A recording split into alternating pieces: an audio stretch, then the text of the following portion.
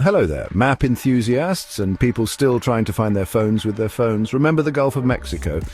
Well, some folks in the United States decided it needed a makeover, a more, shall we say, patriotic touch. So buckle up, because in the US of A, it's now officially the Gulf of America. Yes, you heard that right. Someone apparently looked at a map and thought, you know what this body of water needs? More America. Now, before you start practicing your pronunciation of Golfo de America for your next vacation south of the border, pump the brakes. This name change is only official within the United States. The rest of the world is sticking with Gulf of Mexico, which, let's be honest, makes sense. It's right there next to Mexico. Imagine renaming the English Channel to the Channel of Tea and Crumpets. It just wouldn't fly. This whole thing might seem like a bizarre geography-themed prank, but it actually highlights something quite interesting.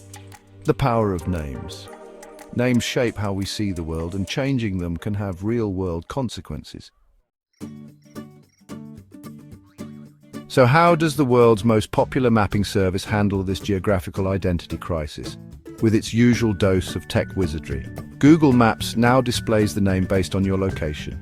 If you're in the US, you'll see Gulf of America. In Mexico, it's business as usual with Gulf of Mexico, and if you're anywhere else, well, Google, in its infinite wisdom, shows you both, because why have one potentially controversial name when you can have two?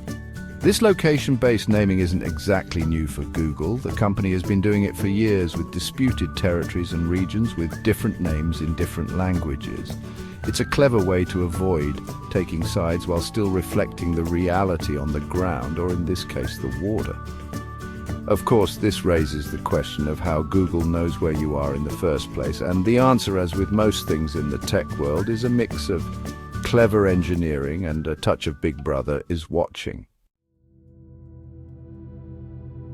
If you're using the Google Maps mobile app, your phone is basically a walking, talking, well, not literally unless you have one of those creepy virtual assistants, beacon broadcasting your location. Google uses your phone's GPS, Wi-Fi connection, and even your cellular network data to pinpoint your whereabouts. It's enough to make you want to invest in a tinfoil hat. On the web app, things are a bit less intrusive. Google primarily relies on your IP address, which can give a general idea of your location. You can also manually set your region in the search settings in case you want to virtually hop across borders and see what name Google has decided on for your favorite body of water.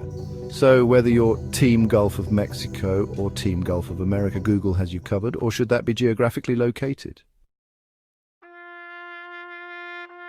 But beyond the technical wizardry and light-hearted jokes, this whole name change saga shines a light on a much bigger issue, the evolving nature of identity and how it intersects with geography.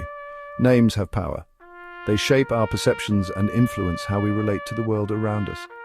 Changing a name, especially one as geographically significant as Gulf of Mexico, is no small act.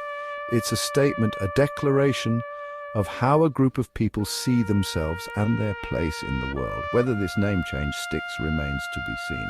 But one thing is for sure, in the age of globalization and digital interconnectedness, the lines on the map are constantly being redrawn, both literally and figuratively. And as we navigate this ever-changing landscape, it's worth remembering that sometimes the most powerful tool we have is the name we choose to call something.